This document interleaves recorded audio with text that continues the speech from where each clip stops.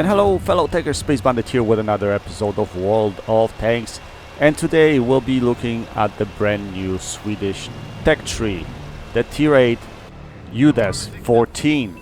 So today we're gonna talk about this tank, what it's good at, what it's not so good at, what are my first impressions of this tank, whether I like it or not, whether I would recommend it to you guys, so on and so forth. So first impression, this tank is a little bit awkward to play, to be honest. Now, I never played Swedish tank destroyer line, so I wasn't really familiar with pneumatics or pneumatic suspension on those tanks and how they adjust to the terrain. So one thing about this is just that it's making the play really awkward. I mean, what's strange about this tank is it has really nice mobility. It gets up to about, what, 55 kilometers an hour. And you might think that you want to play it more as a light tank per se because of the mobility and the fact that it has zero armor, has pretty decent spotting ability. I think it has a view range of 390 meters. But the problem is that the pneumatic suspension on this tank makes it kind of impossible to shoot on a move and circle around the tanks. It's quite difficult. You actually have to slow down to hit anything.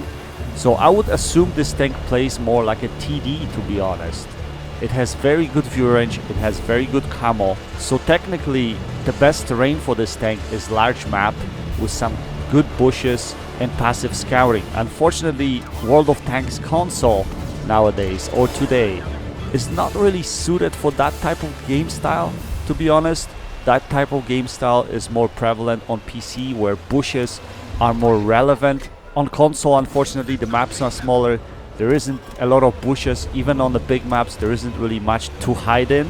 So in my opinion, the Swedish line overall, when we refer to the TDs and the medium line, will be a little bit underwhelming because they're being served no justice being brought into console world, where they really do not have as much freedom to operate like on PC. Which is quite unfortunate because, to be honest, I think Wargaming should consider rebalancing some of the maps to add a little bit of bush mechanics into those maps to make them more relevant, right? I mean, these tanks on PC are quite popular. Well, to a certain degree, they're popular. But again, because of the bush mechanics and the fact that you can passive scout, right? Overall, however, I did enjoy playing this tank. I played it both with a smaller gun and with a bigger gun. And to be honest, even though the smaller gun is more accurate and more punchy, it has better accuracy, the larger gun is more relevant to playing this tank, because since you cannot really fire that well on the move and you really gotta get yourself stationary, I think the bigger gun has a longer aim time, but it allows for your tank to settle before you actually can aim in. So I think it actually plays better with a tank, and the fact that it carries, what, 360 alpha, it has a big punch when you need it. So you set up, you use your 12 degrees of gun depression, you unleash a shot that's like 360 alpha, and then you can pull back, relocate, or you can stay unspotted in one location. Anyway, let's quickly take a look at my setup of this tank and why I'm running certain equipment. So as you can see, I'm currently running gun rammer, vertical stabilizer, and binocs on this tank. Now the rammer is self-explanatory because the reload on this tank is quite long. I think it's in the range of 11 seconds, which is actually horrible, to be honest. But I think that alpha compensates for it a little bit. Now the reason I am carrying vertical stabilizer on this tank, because like I mentioned, on the move it's quite crappy, and on the city maps you're gonna end up playing this tank more actively instead of passively. So verge stab's still gonna be somewhat useful in that sort of environment. So I try to optimize this tank for all kinds of scenarios. That's why I'm doing that here. As far as binocs go, they're very, very useful because this tank has good camo values, so especially on big maps you can set up passively and try to spot. As far as my crew goes, this is my Cranvan crew that I've put into this tank, and I currently have 8 skills / perks and training the 9th.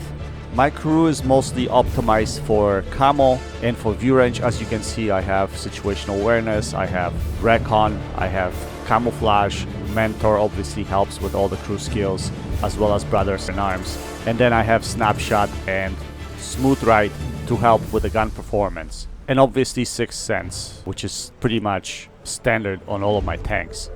So let's take a look at packages for this tank.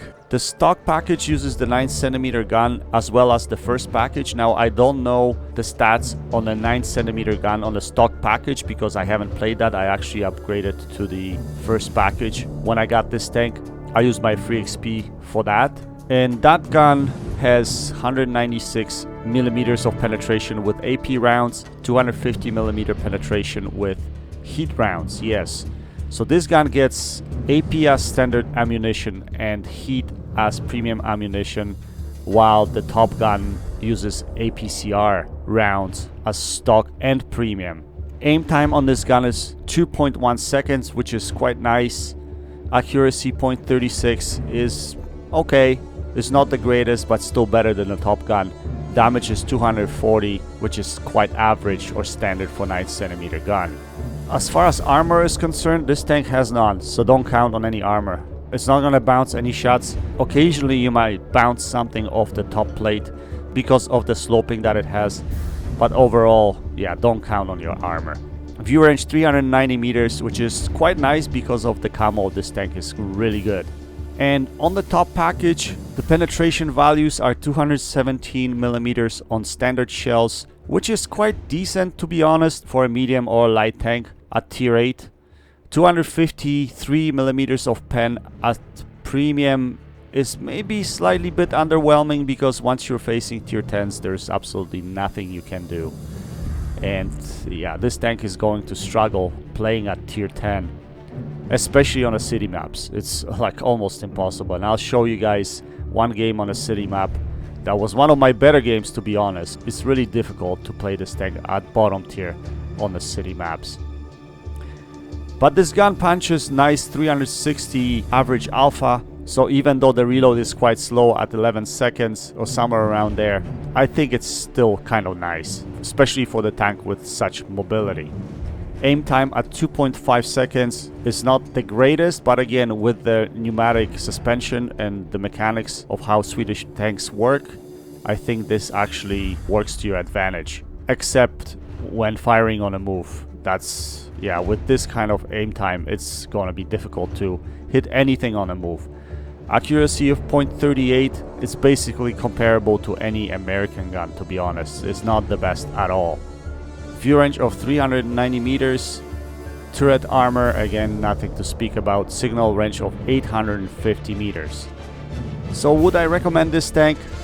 Well, there are so many better tanks in this game, to be honest, and this tank is more on a higher skill level, so it's probably not going to be as easy to play for your average tanker. You're going to have to get used to the mechanic, stop and go, the fact that the gun jerks normally when you stop, so I usually have tendency to auto aim, auto lock on the target, stop and try to fire, but then you'll see that when you stop, your gun moves up and down and you have to wait until it stabilizes before you can actually fire. On the move, it's really difficult to hit anything, especially with the big guns, so if you like playing light tanks and you like playing them on the move, I would recommend the smaller gun for this tank, to be honest. The way I play it more like a TD and passive scout, so I'll sit in the back and I'll snipe with this gun as much as I can. And if I can't, then I'll try to move around, spot, get closer to the opposition. Slow down before you fire the shot, and then move forward. Am I gonna keep this tank? I don't know, maybe. But to be honest, nowadays, at this point in time, when the tank is new, you get really good matchmaking. Wargaming always does that. When they release a new tank, you get good matchmaking in it. So I had a lot of top tier matchmaking in this tank the last time I played it. But in the future, you probably find yourself quite a few tier 10 games simply because this tank probably will be considered as a scout, so will be probably drawn as bottom tier quite a lot. Although I'm not sure about that, this is just my opinion. Anyway, let's jump into some replays and see what this tank can do. And today I have 2 replays for you guys. The first one will be just to show you guys how to play this tank on a small city maps when you actually have to fire on the move a lot as a bottom tier, which is extremely difficult. And then the second game will be my best game that I had in this tank, and it will be an ace tanker gameplay. So without further ado, let's jump into the replays. So as you can see, the first game we are on map Himmelsdorf. We are the bottom tier in this matchup. It's a tier 10 game, And really on Himmelsdorf, there's nowhere you can actually go and passive scout. Maybe on 2-lane, but because the opposition took the 2-lane pretty fast, I couldn't really do anything there. So we basically have to engage the opposition's light tanks and try to get them out of the game. I mean, that is the only option at this point that I can see. I mean, as you can see, I'm set up here so I can put some damaging shots into this T-49. And if he keeps on making mistakes, I'm gonna keep on punishing him with this big alpha. You can easily dispatch of light tanks if you take a shot, then you hide, obviously, so they cannot shoot you, because obviously they'll be able to penetrate you. Like here you can see me, I'm just kind of hugging the wall and not letting him hit me. Even if he tried, he would be hitting my track, so he didn't really have a shot at me. So he tried a shot, he fired, he couldn't really hit me at all, so I set up here again. We're gonna try to hit him again, and that's pretty much it. Waiting for him to make mistakes. That's one thing. Second is what you can try doing is engage with your heavy tanks and your medium tanks potentially. If your opposition is distracted, you can go around, hopefully, you know, around them or from the side. You just have to pay attention to the minimap, explore weaknesses, look for your opportunities when opposition is not paying attention to you, and go from there. As you can see, I'm playing it very cautious. So what you will find is you're very dependent on your team, basically on your tier 10s to do whatever they need to do. If they're losing the game, then you'll find yourself in a pretty pathetic situation, because then you can just kind of run off, try to get some final damage. So here I'm trying to feed off the map. As you can see, we actually did win the 2-lane, so it gives me freedom to kind of operate in this vicinity here. There is this Centurion 7-1 that's sitting down on the bottom here. Try to take a shot at him, try to hit his lower plate. Unfortunately, that shot goes into his track. And with this gun accuracy, you're gonna have that every once in a while. So I should have probably taken him out earlier, and because I did not, he puts a shell into me, and yeah, it wasn't really a good trade, to be honest. So next step, we're looking at the outnumbered customers, right? So the next guy in line would be this Object 257. I'm just skeptical to engage him, because really with my pen it's gonna be really hard for me to hit him and pen him. So as you can see, I'm switching to the premium rounds at this point in time. But before I actually approach him, I'm gonna try to hit this E100, but he starts moving and I'm too slow. And we hit nothing but the air. Anyway, now that my friendly is engaging, we're gonna move forward and try to connect with this 257. So I'm gonna come around here, but it looks like our bot shot is kind of, you know, very hesitating here. So I'm like, okay, you know what? It doesn't matter. I can take a hit for him. I want to take a hit for him because regardless, I want him to unleash the fury with his auto-loading gun. So that way I wanted Object to pay attention to me for a split second, so that my butt shot can go around, and here gives me freedom now to shoot him in a lower plate. And he gets taken out just like that. So yeah, you can only count on your team when you're bottom tier on a map like this, because the only thing I guess you could do is try distracting the opposition, you know, try to run around, see if they can, you know, maybe focus you instead of focusing your friendlies. Sometimes that works, but you're gonna have trouble penetrating tough armor, right? That's the only thing. Anyway, the game is relatively close. They have 3 tier 10s remaining on their team, and our team is pretty much spread out all over the map. And I know these guys came down the hill. They're sitting somewhere around this area here, and I don't want to get focused, because last thing, you know, like E100 hits me, I'm dead, right? Pretty much. T110 E4 hits me and I'm dead as well. So it's like, yeah, I need to be patient here. So I'm, like, as you can see me here, I'm presetting in this position. If they come out from behind that building, I can drop easily so that I can, you know, run away if I need to. At the same time, I'm gonna wait for my friendlies to come into positions where they can actually become effective. and then maybe I can poke out and get some damage here and there. Hopefully if I see their backs, right? So we're gonna scoot back here. Unfortunately that car was in the way, but we do see this T110E4 side, so we put one shell into him. We're gonna try to do the same thing. We're gonna move back over here. Let's see if we can put another shot into him. That wasn't a very good shot. I should have pulled back a little bit more. I would have had one more damaging hit. That's a mistake on my part. But that's all I'm doing. I don't want to get spotted at this point in time. And I do see shots at these guys. Narrow shot at the Cupola E4 and it goes in. Yeah. Doesn't always happen. We're going to try to track this guy, I think. That's what my thinking was next. We're going to track him. And hopefully my team can take advantage. But looks like my friendlies are scared. They don't want to come out. They're waiting for the E100 that's coming from the top to engage him. And in a way, you know, they're playing it smart. They don't want to throw the tanks away. And E100 rams the crap out of him. And he takes him out of the game. So we complete this game. Anyway, it's a victory. As you can see, like, what, 2.4k damage? Honestly, it's not that much, to be honest. But we did have some assisted damage. So that gives us class 1 mastery in this game because of us being bottom tier.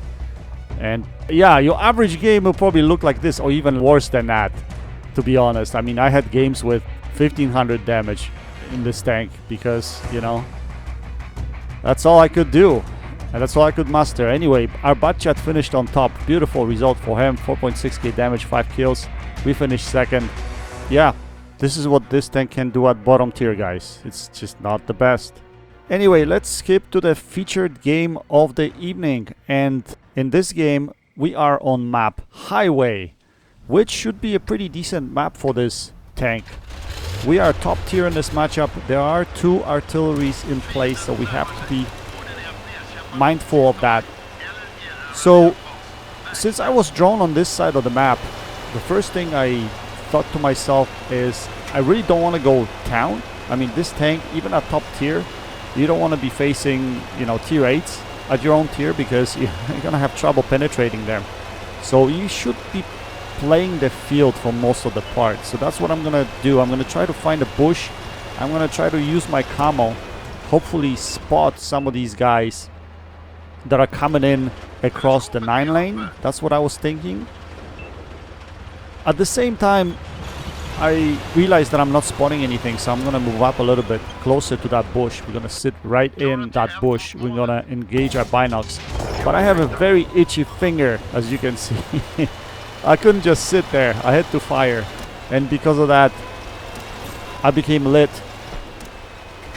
And my shot that went into the Tiger P unfortunately hit his front armor, so basically I didn't lead it properly. I shot it too early. I still was kind of getting used to the shell velocity of this gun, and shell velocity of those shells is pretty darn good. I think it's like 1300 or 1400, between 13 and 1400 anyway, of both types of shells. One thing that I do love about these shells, that they're both APCRs, and maybe that would be the only reasoning that I will maybe keep this tank. Anyway, so we're withdrawing. We don't want to fight in the city. We wanted to go here and help the field. Maybe hopefully get ourselves in a position where we can help these guys push forward. As you can see, they're stalled. Most of them, I think they're being outspotted at this point in time. And this guy is getting hammered right there. So that was my first thought. But then I'm like, these guys, we lost town, obviously. Nobody went there. So there will be guys coming out of town. And there's no movement on this side of the map. So I thought these guys can hold. And at the same time, maybe I can come up to the position where I can use my 360 alpha and help these guys get rid of some of those customers coming out of town. Unfortunately, one of our players, T29 player, is AFK. And he's not going to be playing the whole game. Look at that shot. Set him on fire. Wow, sweet. Yeah, so we're pretty much short-handed for the majority of the game. But we can use the AFK guy kind of effectively at some point. Right now, we don't have to because there's a KB3 that's currently sitting at K7, somewhere around there. He's spotting all these guys coming out of town. I see this Panther. I went for the tracking shot because I thought maybe someone will shoot at him, but lately my friendlies are refusing to shoot at anything that I track, so I should have probably went for damaging hit there. We kind of try to scope where he is, but unfortunately our shell misses there and he backs off. But we're gonna move a little bit forward. We're gonna try to support this KB3 as much as we can, but he unfortunately gets taken out. And yeah, that's all she wrote for him. Now there's another medium tank sitting by our heavy tank, by our T29, and I don't think that's a good position for him. It would be better if he probably backed off closer to where I am. Use T29 for spotting and basically put shells into these guys, because T29 is not playing yet. He will be spotting all these guys coming out of town. Anyway, I see this Panther too. I have shots at him, so we're gonna focus him here. We're gonna put a couple of shells into him, and we're gonna try to take him out of the game. We're gonna go for a kill shot right over here. It looks like he's tracked, so he should be sitting there. But I guess he used his repair kit. I guess he did. Anyway, we're gonna try to be patient right here. I'm gonna keep on waiting and see if these guys keep on making mistakes. If they keep on coming out of town, we're gonna put shells into them. But I think they learned their lesson at this point in time, so they're not gonna come out. Wait a minute. Panther is still there. He got spotted. Can we hit him? Nope. Unfortunately not. We see this CDC black coming down here, but I don't really want to go down the hill and overexpose myself. And there's still a medium tank on the bottom there and a tank destroyer there as well. So I'm like, they're going to take care of this guy. There's no point for me going down there. So here is the time now where we stop the progress from town. These guys are not going to be coming out.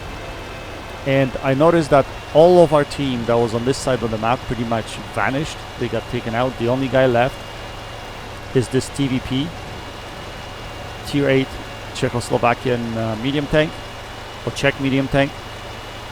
So we're going to try to support him a little bit here. I really don't want to push here, but I was thinking that since the enemy took out so many of our friendlies, I was thinking that the enemy is going to start pushing on this side of the map. That was the thinking anyway. I'm going to get myself in a pretty comfortable position right at A2. There's a nice bush there that I could use. At the same time, I see this Panther 88, but he's going to get... Yeah, he just got taken out by our TVP. Actually, our TVP played really good game. He didn't have a lot of damage, but he made the right plays, especially at the end portion of the game. And he did... Without him, I probably wouldn't be able to pull this off, to be honest. Because basically, the opposition started paying attention to him at one point and allowed me to kind of operate in that area. Anyway, I'm telling him that I'm ready to fire. That I'm basically waiting for him to move and start spotting these guys. If he wouldn't move at this point in time, I would make a move and I would go spotting. I'm thinking about that right now. But I noticed he's actually moving, so I'm like, okay, I'm gonna stick around here, see what he spots. I was just getting worried that he's gonna get taken out because someone is obviously outspotting him at this point in time. He just got hit again. And again. So I keep on watching him. I don't know what it is, but it might be the Tier 8 Yak Tiger. I think might be outspotting him. He's got pretty decent view range, and he's still somewhere. He wasn't spotted at all. Anyway, he made it to underneath that ridge, and once you make it underneath that ridge, you're fairly safe. As long as he doesn't get YOLO'd, he should be okay. So we're just gonna keep on watching him to see, and I'm watching my mini-map at this point in time to see if anybody gets spotted. And we can see this, the Borsig is spotted. Maybe it was the Borsig that was spotting him. Anyway, we had to move closer in order to get him in our render range. We put a shell into him, and then artillery takes him out of the game. At this point in time, since he spotted only one guy, we're gonna move forward and see if we can spot any more of them. And with my commo, I should be able to sneak in through here without being detected. And that's exactly what's happening here. I moved in without being detected at all. So the two of us, we're gonna have to play it smart. I don't know what the remainder of their team is. Looks like there's only one medium tank in town, so probably for the most part everyone's camping. This IS-2 got spotted here on this side, so my next step was to kind of try to come up, put some shells into this IS-2. But once I climb up, we spot this Yak Tiger, and that's going to be problematic because that guy's got very good gun accuracy and pretty good armor in the front, so we really don't want to face him frontally. We're gonna have to try to go around him. And since we still have two RDs, I'm just decided to play underneath this ridge right here, keep him spotted potentially, and let RD do the work. So that's what we're gonna try to do. T-29 was spotted here, which is great. We know where T-29 is now. The one tank still missing is the UDES 14. So I don't know where he is. We try to take a quick snapshot there at the IS-2, but yeah, if you don't stop moving with this tank, then that's what's gonna happen. The shot's just gonna go fly somewhere. It's not gonna hit anything. Here we see a shot at this Yak Tiger, and I don't know how that went in. That was actually a quick snap. Usually that doesn't work. That was actually really lucky, but we managed to hit him, and he's down to only 16. And for whatever reason, I don't know how he managed to hit us as well, because we presented a very narrow angle there. Anyway, UDES is spotted right there, so we know where everybody is. Every one of them is camping in that one area. And that's what lost them the game, really. They were camping, too much camping, instead of moving. So if these guys moved over to 1-2 lane after they cleaned up most of it, they would have probably won the game. But because they did not, it gave us freedom to pretty much operate around the entire map, right? So basically,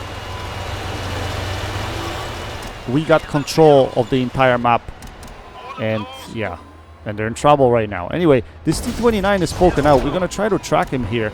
That was the idea. I tried to hit him there, and I thought that it went into his track, but apparently it did not. It went to his bottom plate. So there's your gun accuracy.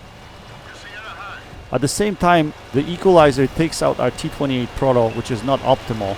So at this point in time, I have to really scoot here and help our Object 416, because it looks like the opposition is ganging up and they're gonna try to take him out of the game. I told him to that I'm on my way. I asked him to follow me. I wanted him really to drop. But anyway, we find this T-29 here. We're gonna put a shell into him. I was hoping that RD doesn't hit me at the same time, because, you know, I'm kind of very vulnerable. This tank has really no armor on top, and if you get hit, you get scorched pretty much. It happened to me a few times already. So you gotta stay on the move in this tank. At the same time, I'm gonna try to go from behind this side and hit him, because our TVP made a move, and that's why everyone started paying attention to him. We're gonna try to line up a shot at the UDES. Yes, we take him out of the game. Unfortunately, we're gonna lose our TVP in a split second here, because T-29 is gonna take him out of the game. But we have T-29's ass. We should be able to put that shell in, and yes, game. Excuse me, game. That's my RNG every once in a while. But here I decided to just stay here because, you know, I got enough HP. All I gotta do is pretty much line up this shot, make sure I hit him, and we do take him out of the game. So now only the RD left, the equalizer. But I'm still spotted, so I really don't want to poke over the ridge and throw my tank, especially with T-29 dead. I'm the only spotter for the team right now. So we're gonna come up here. We find him. Let's see if we can get our gun depression down. Yes, we can. We put a shell into him. Nice roll of 397. He fires his gun. We're gonna try to finish him off here, but our RD takes him out of the game. Quite nice game in this tank, guys. Quite nice game. This is so far my best game in this tank. It's not easy to play at all. Not easy to play. I don't know how many games I played. Must be at least 30. I don't want to lie. It must be about 30 games. Somewhere around there. But yeah, all the chips fell in place for this game. It actually turned out really well. So we ended up with 4k damage, 782 assisted damage. for a combined total of 4.7k combined damage. We got a high caliber medal, we got our ace tanker, we got Confederate medal, we had 15 damaging hits and 2 kills. We still made 50,000 credits, which is not bad. So we finished on top of the team with 1543 base XP. Our TVP friend finished in a second spot with only 1565 damage, but he played a vital role. He didn't throw his tank away. That was the most important thing. And because the opposition started paying attention to him, I could come around them and take him out of the game. So we managed to fire 18 shells, we had 15 direct hits and 11 penetrations. Anyway guys, I hope you enjoyed this video. I still haven't researched tier 9 UDES, so I'll be playing this tank for another probably few days before I actually get there. And hopefully at some point in time I can make a video on a tier 9 UDES, hopefully a full review like I did on this one. Anyway guys, that's it for today. Stay safe, until next time, happy tanking, Space Bandit, checking out.